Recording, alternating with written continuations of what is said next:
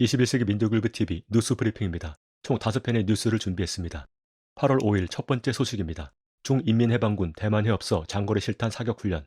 4일 중국 인민해방군이 대만 해협 중간선을 넘어 해협 동쪽으로 장거리 실탄 사격을 했다고 발표했다. 대만을 담당하는 인민해방군 동부 전구는 오후 1시 대만 해협에서 장거리 실탄 사격 훈련을 했다며 대만 해협 동부의 특정 구역에 정밀 타격을 했고 소기 성과를 거뒀다고 밝혔다. 이번 실사격 훈련은 중국이 낸시 펠로시 미국 하원 의장이 지난 2에서 3일 대만 방문에 맞서 예고한 군사훈련의 일환이다. 지난 2일 인민해방군 동부 전구는 훈련에 대해 대만 북부, 서남, 동남부 해역과 공역에서 연합해상 공중훈련, 대만 해협에서 장거리 화력 실탄 사격을 각각 실시하고 대만 동부 해역에서 재래식 미사일 시험 사격을 실시할 예정이라고 설명한 바 있다. 다음 소식입니다. 펠로시 결국 대만행, 왕이 공공연한 도발 맹비난.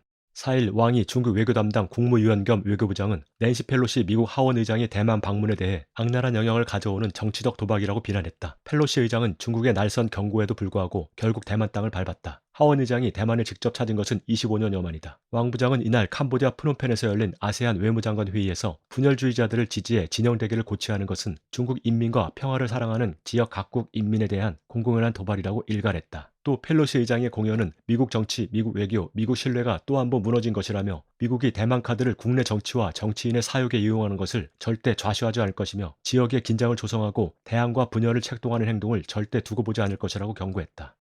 다음 소식입니다. 글로벌타임스 중군사훈련을 통일작전 리허설.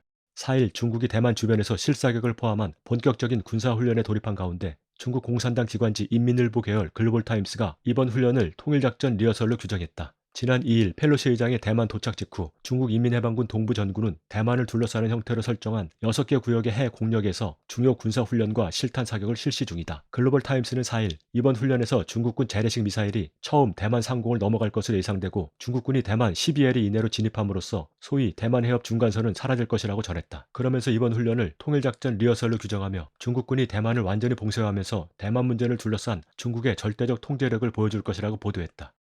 다음 소식입니다. 미, 중 의식한 듯 로널드 레이건 호 필리핀의 전개 확인.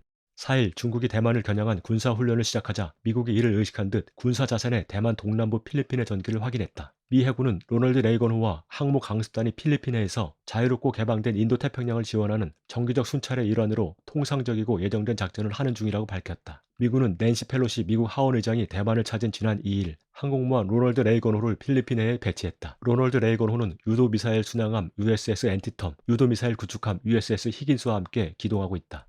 마지막 소식입니다. 러 대법원 신나치 세력 아조프 연대 테러단체로 규정. 2일 AFP 통신에 따르면 러시아 대법원은 우크라이나의 아조프 연대를 테러단체로 규정했다. 이날 러시아 대법원은 우크라이나 준군사조직인 아조프 연대를 테러단체로 지정하고 러시아 영토에서의 활동을 금지한다고 발표했다. 이 결정은 즉시 효력이 발생한다. 러시아 형법상 테러단체 구성원들에게는 최대 징역 10년을, 그 단체 지도자들과 조직 리더들에게는 최대 20년의 징역을 선고할 수 있다. 미 CIA 공작에 의해 구제돼 육성된 것으로 알려진 아조프 연대를 비롯한 신나치 세력은 우크라이나 반러 정권 전복을 목적으로 한 2014년 마이단 폭동을 주도하고 지난 8년간 돈바스 지역 민중들을 최소 1만 4천 명 대량 학살한 바 있다. 8월 5일 뉴스 브리핑 마칩니다.